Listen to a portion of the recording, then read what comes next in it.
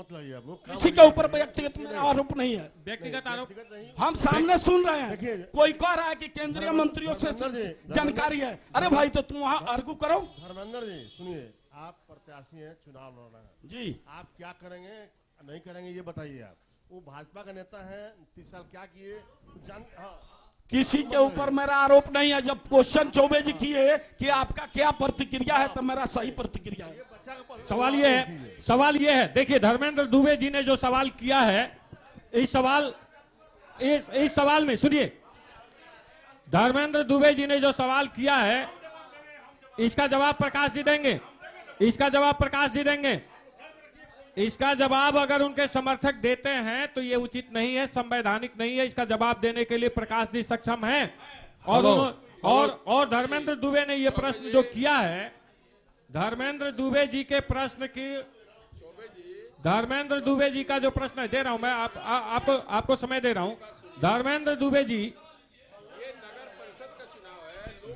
दुबे जी ने जो कुछ कहा है, उनका सीधे सीधे कहना यह था, देखिए संयम के साथ सुनिए, उनका सीधे सीधे कहना यह था, जब प्रकाश लाल जी ने कहा कि मेरे पास गोपालगंज से लेकर के केंद्र सरकार तक। एक मिनट सुनिए, मेरी बात सुन लीजिए। ये विधानसभा चुनाव नहीं है, ये लोकसभा चुनाव नहीं है, ये परिषद का चुनाव है। परिषद में क्या करना है आप विधान नहीं खोल सकते हैं, आप महाविधान नहीं खोल सकते हैं।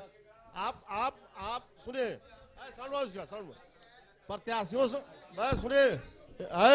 सुनिए मेरी बात, हमारे समीक्षक महोदय को सुना जाए, बाकी सब लोग चुप रहेंगे। देखिए हम यहाँ बुलाए हैं, हम जो चुनाव लड़ रहे हैं और उनके समर्थक हैं, हम जानते हैं कि क्या किसका पावर है। न प्रकाश लाल यहाँ कॉलेज खुलवा सकते हैं, न धर्मेंद्र दुबे करवा सकते हैं। मेरी बात सुनिए, मेरी बात सुन लीजिए। आप भेज रहे हैं सुनिए। ये नगर परिषद का चुनाव हो रहा है, नगर की क्या समस्याएं हैं। ये लड़का बोला कि लाइब्रेरी नहीं है,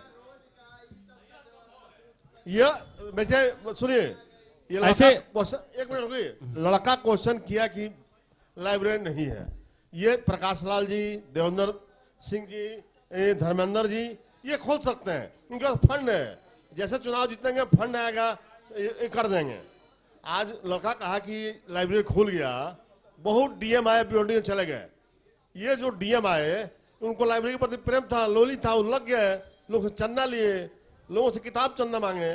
तो ऐसे प्रत्याशी भी आएंगे डीएम की तरह, वो हो सकते हैं प्रकाश लाल जी हो सकते हैं साहिल जी हो सकते हैं धर्मेंद्र जी हो, देवेंद्र जी हो, जो कहीं ना कहीं उनके मन में है कि हमारा लाइब्रेरी खुल जाए, यहाँ का शहर का हरा भरा हो जाए। तो इसकी बात कीजिए। ये नहीं करना है कि केंद्रीय मंत्री रविशंकर सिंह हैं या प्रधानमंत्री मोदी जी कुछ करेंगे, नहीं करेंगे। यह जो दायरा है जो हमारा सीमित है, हमको आप कहिए कि अब ये पटना से खबर छाप दीजिए, हमारा दायरा है ये नहीं है। हम गोपालगंज करेंगे जी, हम गोपालगंज की बात बतियाएंगे। इसलिए आप लोगों से मेरा निवेदन है कि आप लोग यही की बात कीजिए, केवल परिषद की बात कीजिए। बात नगर परिषद के चुनाव की हो। और एक प्रश्न जो शिक्षा के ऊपर उठाया गया, इसके साथ साथ एक सवाल वार्ड में पानी जल जमाव को लेकर के हुआ। जल जमाव के मुद्दे को अगर हम लोग उसको बहस का विषय बनाते हैं तो ज्यादा कारगर रहेगा नगर परिषद के भविष्य के लिए, प्रत्याशियों के भविष्य के लिए। देवेंद्र सिंह जी, 14 नंबर वार्ड में जल जमाव है और कहां है, क्या होना चाहिए? जल जमाव करीब 2800 वार्ड में है, 14 भी उसमें एक है। 1 नंबर वार्ड की स्थिति सबसे नारकीय है। सबसे अधिक कोई उपेक्षित वार्ड रहा है तो वार्ड नंबर 1 है, 14 है, 2 है, 3 है। मैं किसकी गिनती करूं? हम लोग थोड़ा ऊंचे जगह पर है 7-8 में, लेकिन सब नारकीय शहर हुआ है, डूबा हुआ है। तो डूबा हुआ तो सब है, अब उसको रास्ते पर कैसे लाया जाएगा? नई टीम आएगी, नई बात होगी। और हमारा जो विजन है उसमें 1 नंबर है नगर को सुव्यवस्थित करना, नालियों की, सड़कों की, और सबसे बड़ी है कि आप नाला बना देंगे, जल जमा उसके निकास की अगर व्यवस्था नहीं होगी, वो कहाँ उसका डिस्चार्ज जाएगा? ये प्रश्न बड़ा है। इस पर चलिए हम लोग- आपके प्रश्न को मैं थोड़ा सा आगे बढ़ा देता हूं। जल निकासी के लिए क्या प्रबंध किया जाए, सत्येंद्र पटेल जी। मैं दर्शकों के बीच शुरू में ही मेरा प्रथम प्रस्ताव था कि यहाँ ड्रेन सिस्टम जो है बहुत बुरा स्थिति में है। पैसा यहाँ करोड़ों रुपया खर्च होता है, समस्या जस के तस बनी रहती है। मैं किसी पर आरोप प्रत्यारोप नहीं लगा रहा हूँ, क्योंकि आप भुक्तभोगी हैं, टैक्स भी देते हैं और उस पानी और गड्ढा नुमा का रोज सामना भी करते हैं। क्या हालात है नगर का, जितना मैं इस बेटा हूँ इस नगर का, वो अभी आप भी बेटा हैं, आप लोग समझते हैं। यहाँ छाड़ी नदी के सफाई एक नंबर मामला है कि यहाँ छाड़ी नदी की सफाई किया जाए। जितने यहाँ नाले बंद पड़े हुए हैं, बहुत जगह इंक्रोचमेंट है, सच्चाई यही है। जितने भी सरकारी भूमि हैं, बहुत लोग जो मतदाता हैं वो इंक्रोचमेंट कर लिए हैं। जो तालाब है उसको भी लोग पकड़ चुके हैं। जो नालियों पर घर बना है सारे को दुरुस्त करना पड़ेगा, बहुत बड़ा काम है। और वो जो बच्चा जो हमारा भाई एक प्रस्ताव लाया था पुस्तकालय का, तब मैं आप लोग को बतला देना चाहता हूं कि मैं आज 25 वर्ष पहले से एक पुस्तकालय चलाता हूं, हेमचंद्र हेमू पुस्तकालय। और जो अभी समीक्षक महोदय हैं इस कार्यक्रम का, वो भी हमारा पुस्तक ले चुके हैं। और चलिए मैं बहुत बहुत पुस्तक- धन्यवाद सत्येंद्र पटेल जी। छाड़ी भौगोलिक दृष्टि से देखा जाए तो गोपालगंज को प्राकृतिक उपहार के तौर पे मिला है। एक ठीक पूर्वी छोर पे जो है छाड़ी बहती है, एक पश्चिमी छोर पे है, बंजारी मोड़ के नीचे से निकलती है, एक आप चले जाइए शबनम होटल के पीछे से निकलती है।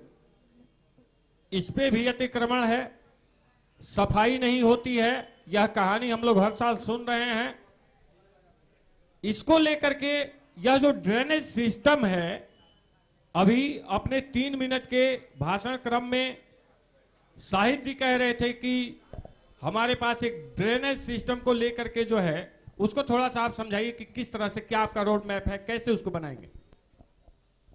हेलो हेलो, देखिए जस्ट लाइक फॉर एग्जांपल हम देते हैं कि एक हम पैंट सिलवाते हैं, उसमें चैन रखते हैं, इसलिए चैन रखते हैं व्यवस्थित अपने शरीर को ठीक रखने के लिए। उसी तरह एक शहर हमारा बिना प्रोजेक्ट का प्लान का बना हुआ है। शहर का कोई रोड मैप नहीं है कि ना कोई प्लान है, जहां मन किया वहीं घर बना दिया। सपोज फॉर एग्जांपल 50,000 लेके नक्शा पास कर दिया जाता है, 1 लाख दे के नक्शा पास कर दिया गया। वो अगला आदमी 2 फीट छोड़ा कि नहीं छोड़ा, उस मापदंड में आता है कि नहीं आता है, पाला। दूसरा आता है नाली ड्रेनेज।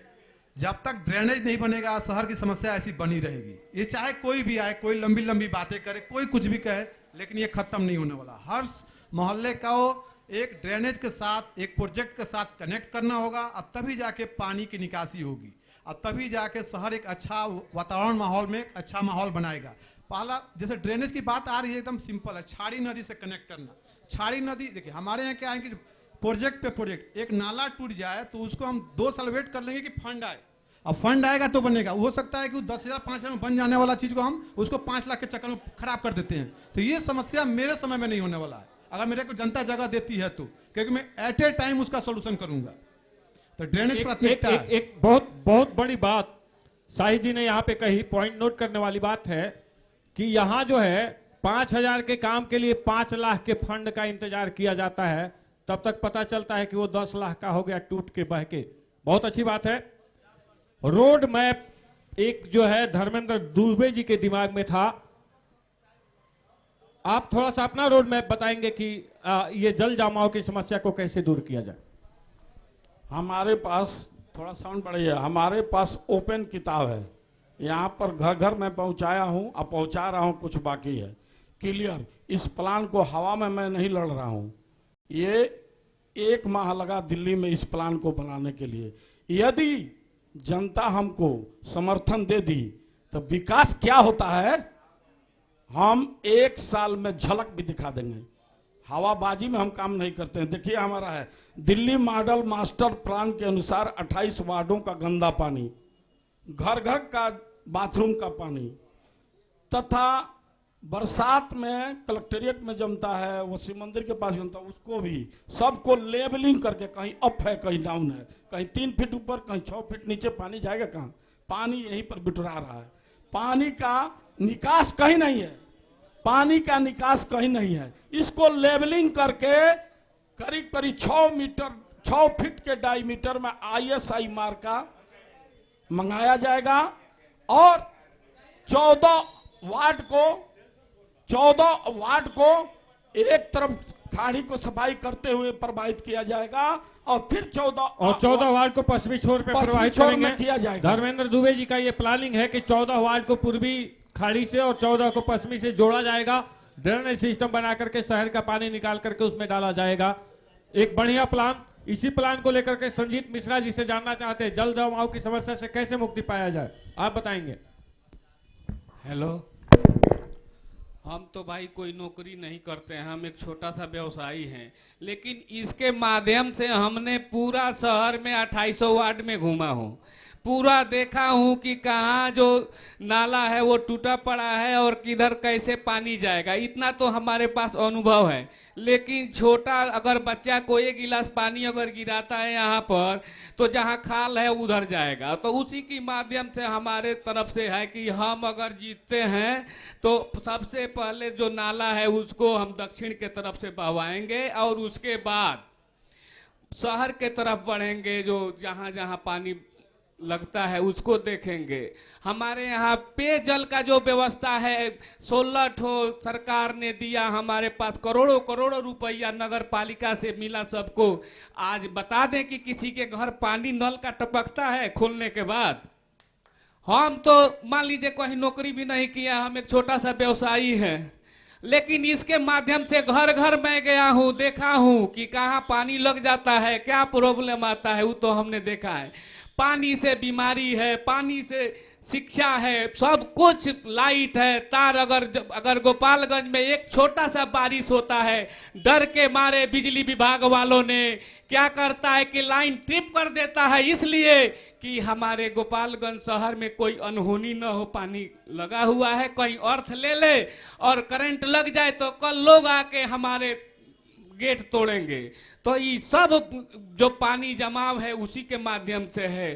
तो सब आपको हमको कहना है, हमको देखना ही नहीं, हम दिल्ली बम्बे से मास्टर प्लान नहीं लाएंगे, लेकिन हम यहाँ का व्यवस्था देखते हैं कि कैसे सुदृढ़ होगा।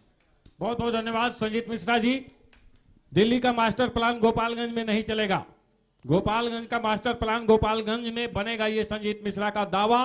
आइए बहुत ही अनुभवी देवेंद्र सिंह जी से जल जमाव की समस्या को दूर करने के लिए उनके पास जो प्लानिंग है, सिर्फ उस प्लानिंग पे फोकस करेंगे। आप बताएंगे कैसे दूर किया जाए इसको। हेलो, अगर पानी के डिस्चार्ज की व्यवस्था की जाए, और उसका 2 ही विकल्प है, पश्चिम में जो बड़ा नाला है और पूरब में छाड़ी नदी है, इसको हम लोग क्लीन करके और इससे इन नालों को लिंक करें एरिया वाइज, तो जल जमाव से हमारी मुक्ति हो सकती है।